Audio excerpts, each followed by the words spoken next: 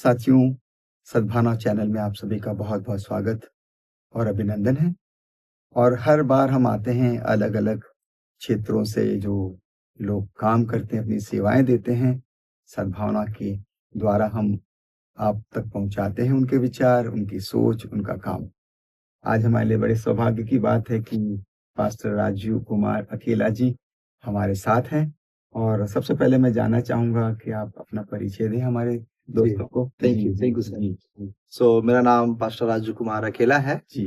Proper मैं रहने वाला तो गया डिस्ट्रिक्ट बोध गया का हूँ, जी, जी। लेकिन पिछले मैं 15 साल से सेवकाई दुमका झारखंड में प्रभु की सेवा जी। करता हूँ। जी, आप बिहार से हैं और झारखंड में प्रभु की प्रभु की सेवा सेवा कर रहे करता हैं। हूँ। जी, प्रभु की सेवा करने का सिलसिला या प्रभु में आने का सिलसिला कब और कैसे शुरू हुआ? जी, मैं जी। आपको अगर बताऊं तो मैं एक बहुत ही क्या बोलिएगा उसको पुजारी बैकग्राउंड से था, जो कि मैं जब प्रभु को नहीं जानता था बहुत ज्यादा पूजा पाठ करता था और सुबह उठ के 2 घंटा पूजा करना मेरा कार्य था। फिर इधर टीका, इधर टीका, इधर टीका, इधर 3 टीका, इधर 3 टीका, इधर 1 टीका, इधर 1 टीका मेरा काम था और इसी प्रकार से मैं करता था और अपने आप में लवलीन था। लेकिन एक दिन अचानक वो सावन के महीना में मैं वो बेलपत्तर लोग चढ़ाता है ना, मैं तोड़ने के लिए एक पेड़ पर चढ़ा था और आम का पेड़ था और बेल का टहनी उस पे आया हुआ था और मैं चढ़ा तो बारिश हुआ था और पानी से मेरा पैर स्लिप किया और मैं तार का पेड़ में गिर गया। और तार का पेड़ में जब गिर गया तो उसमें तार में देखिएगा धार होता है और उसमें गया तो मेरा पीठ इधर में देखेंगे आप इतना कटा हुआ, फिर इधर में मेरा इतना कटा हुआ है और किसी तरह से वहां निकला। मेरा दोस्त लोग तो उसमें एक रुआ जैसा होता है तार का पेड़ में, उससे वो मेरा ब्लड को बंद किया, लेकिन मैं काफी सीरियस हो गया। उसके बाद किसी तरह से वो लोग घर पहुंचाया, फिर हॉस्पिटल ले गया और उसके बाद मैं नास्तिक बन गया। मैं सोचा ईश्वर पर विश्वास नहीं। जी हाँ, क्योंकि मैं सोचा कि मैं जिसकी इतना आराधना कर रहा हूँ, इतना उपासना कर रहा हूँ, जब मुझे सुरक्षा नहीं दे सकता है तो क्यों मैं फिर ये सब करूं। मैं पूरी तरह से नास्तिक बन गया और नास्तिक बनने के बाद हमारा जीवन जो है इस तरह से चला। फिर मैं ठीक होने के बाद जब मैं जहाँ पे ट्यूशन जाता था और वहीं पे एक पास्टर जी रहते थे, वो नया लगता 3-4 महीने आए हुए थे। तो गीत गाता था तो मुझे सुन के अच्छा लगता था, कभी कभी ट्यूशन में वो सुनाई देता था तो गीत सुनने के लिए उनके पास जाकर मैं ऐसे बैठ जाता था। उसके बाद उसके पास एक छोटा सा पुस्तक देखा तो रखा था, उसका किताब का नाम था परमेश्वर का अनमोल वचन। तो वो किताब मेरा दोस्त ने भी मुझे दिया था। तो मैं बोला ये किताब तो मेरे पास भी है और मैं पैकेट में लेकर चलता था किताब को। तो बोला हाँ हम तो जाके गांव में बांटते हैं इस प्रकार से। तो किताब में मैं पढ़ा बहुत चीज, लेकिन समझ में नहीं आता था। लेकिन एक ही चीज उसमें एक अच्छा लगा, एक वचन है यूहन्ना रचित सुसमाचार उसका 1 अध्याय 12 पद में, जितनों ने उसे ग्रहण किया परमेश्वर की संतान होने का अधिकार दिया, अर्थात उन्हें जो उनके नाम पर विश्वास करते हैं। और ये चीज तो मुझे कई बार परेशानी से गुजरने, ये है तो क्या है, मुझे अंदर में जानने का बहुत इच्छा हुआ, लेकिन मैं कोई समझाने वाला नहीं था उस लायक जो मुझे नहीं समझा पाया। और उसके बाद जो है कि मैं जब वहाँ वो जो भैया थे उनका नाम रमेश कुमार निराला था, जो परमेश्वर के दास वहाँ पे थे, और उनसे जब मैं देखा है पुस्तक को तो बातचीत किया ये क्या है, ये मेरे पास भी पैकेट से निकाल के दिखाया। तो बोला हाँ मैं बताऊंगा इसके बारे में। और इस प्रकार से जो है वहाँ पे उनके द्वारा उनका गीत सुन के मैं प्रभु में आया। अगर आप उससे पहले अगर देखिए तो मैं देखता हूँ जिस जगह से प्रभु ने मुझे चुना है वो जगह 2 चीज के लिए प्राप्त स्थान विशेष है। पहला मोक्ष प्राप्ति, दूसरा ज्ञान प्राप्ति। और ये बात मुझे तब अनुभव हुआ जब प्रभु में मैं पूर्ण रूप से आ गया, तब पता चला ना मेरे अंदर में मोक्ष है ना ज्ञान है। क्योंकि गया जो है वो मोक्ष प्राप्ति और बोध गया जो है वो ज्ञान प्राप्ति। और आगे तो आप जानते हैं क्या है, बुद्ध की जमीन है जी, उन्हें बौद्ध मिला जी हाँ जी, प्रकाश मिला जी। उसके बाद जो है मैं जाते रहा और ट्यूशन के बाद मैं कभी कभी उनके साथ भैया के साथ बैठ के बातचीत करता था और उनका गीत सुन के मैंने प्रभु पे विश्वास किया और गीत मुझे अच्छा लगता था, उनका डफली बजाना और गीत, और उसी से मैं प्रभु यीशु को जाना और फिर मैं धीरे-धीरे प्रभु में लवलीन होते चला गया और जिन बातों के लिए मैंने प्रार्थना किया प्रभु ने हमारी आवश्यकताओं को पूरा किया। और विशेष उन दिनों का मैं जब 10th का एग्जाम दिया तो मेरे साथ मेरे गांव से 23 बच्चे एग्जाम दिया और 23 में एग्जाम दिया तो किसी ने हमें विरोध भी उस समय किया कि आप यीशु मसीह को ग्रहण कर लिया, यीशु मसीह के साथ प्रचार करने जाते हो, ग्रहण कर लिया, पढ़ाई नहीं करते हो। लेकिन मैंने कुछ उसका जवाब नहीं दिया, प्रभु जानता है। लेकिन प्रभु का धन्यवाद हो, जब रिजल्ट आया 10th का तो गांव में टॉपर बन गया उस साल और मैं परमेश्वर को बहुत धन्यवाद दिया। और उसके बाद जो है कि मैं परमेश्वर के दास से बोला मुझे परमेश्वर का वचन को सीखना है। तो उन्होंने मुझे पटना जो हमारा इमानुएल फेलोशिप जो ट्रेनिंग सेंटर है वहां पे भेजा और मैंने परमेश्वर के वचन को सीखा और 2007 में मैंने सीखा। 2008 से फरवरी महीना से मैंने पटना में सेवकाई शुरू किया और लगभग 5 साल मैं पटना में रहा। उसके बाद मैं झारखंड दुमका में, जो दुमका की जगह है, झारखंड की राजधानी है, और वहां पे रह के मैं प्रभु की सेवकाई कर रहा हूँ और प्रभु ने मुझे काफी आशीषित किया है। उस समय मैं बैचलर लाइफ था। फिर 2015 में प्रभु ने एक सुंदर सा लड़की दी शादी के लिए जिसका नाम प्रिया कुमारी है और उसके बाद परमेश्वर ने बेटे दिए, एक पॉल और एक आशीष। इस प्रकार से प्रभु ने हमें और आशीषित किया। प्रभु ने आपको आशीष दिया और आपने जैसे कहा कि यूहन्ना के उस वचन ने कि जिन्होंने उसे जाना, उसे विश्वास किया, उन्होंने उसे जीवन का अधिकार दिया। तो ये आपका जीवन जो बदला है, विशेष रूप से आप पूजा पाठ करते थे, बहुत तरह की जो पद्धतियां हैं, जीवनचर्या है, उसके बाद आपने मसीह को ग्रहण किया। तो आपने कहा कि आप गीतों के माध्यम से आकर्षित हुए। तो उन गीतों में क्या आकर्षण था, उस गीतों में क्या संदेश था जिसने आपको मजबूर किया कि आप प्रभु में? दरअसल मैं म्यूजिक का दीवाना शुरू से बचपन से हूँ। और पहले तो आप जानते हैं रेडियो के जमाना था और रेडियो में मैं गाना सुनते रहता था।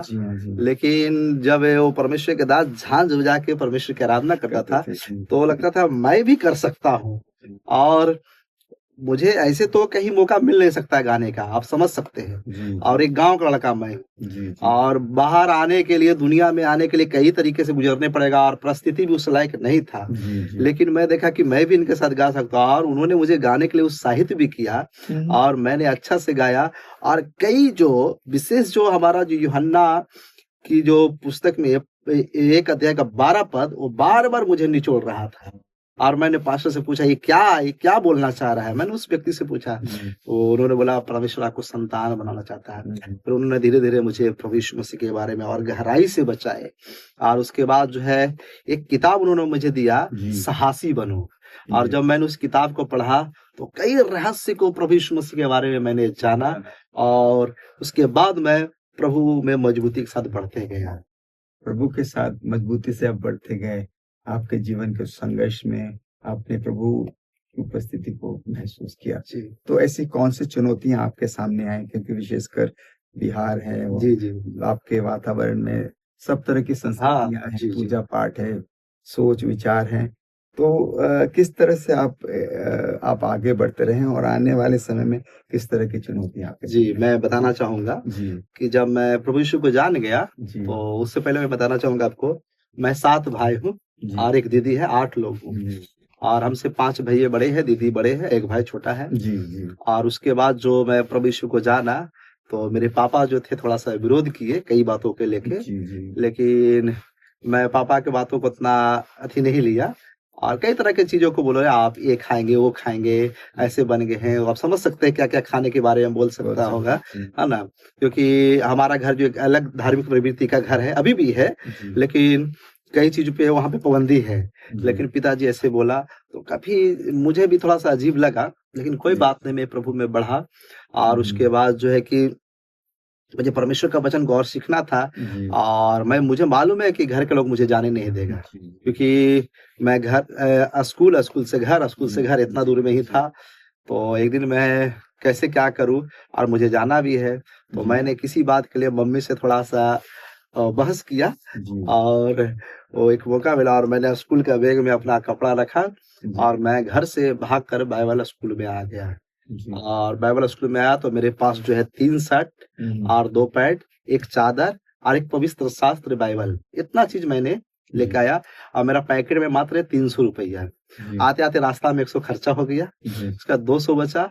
और उसके बाद मैं बाइबल स्कूल में आने के बाद वहाँ धन्यवाद देते हैं, वहाँ का जो आदरणीय हमारा डायरेक्टर है, उन्होंने बोला कि आप बहुत दूर दूर से लोग आए हैं, काफी हम लोग 27 लोग थे, तो आप अपना जीवन यापन के लिए आप शाम में जो है आउटरीच में जा सकते हैं और जो भी आप किताब सेलिंग करेंगे वो आपका होगा। और इस प्रकार से चुनौती को सामना किया मैंने। और उसके बाद 2-3 शर्ट में मैं एक शर्ट और किसी भाई को दान दे दिया।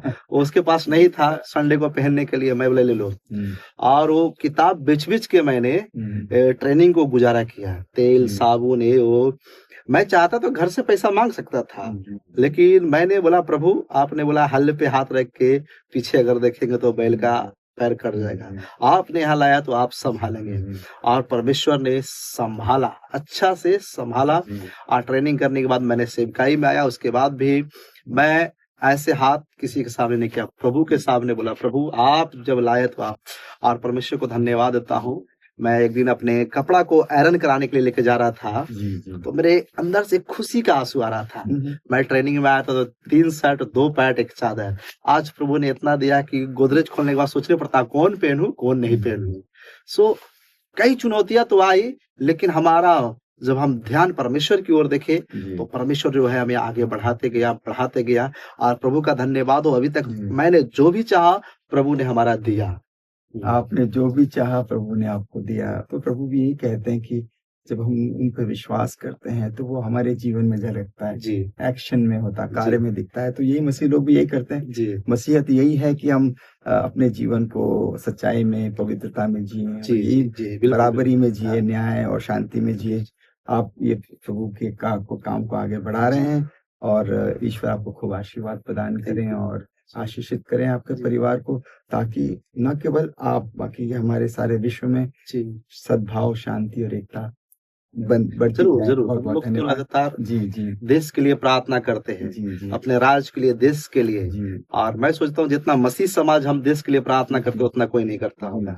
तो क्योंकि मसीहत में एक बात है कि मसीह इस दुनिया में इसलिए आए कि उन्होंने ईश्वर के प्रेम को इंसान को बांटा, कि ईश्वर स्वर्ग से धरा पर आया है। तो वो कोई एक धर्म नहीं है, वो कोई जाति नहीं है, कोई संस्कृति नहीं है, वो सबके लिए आया है।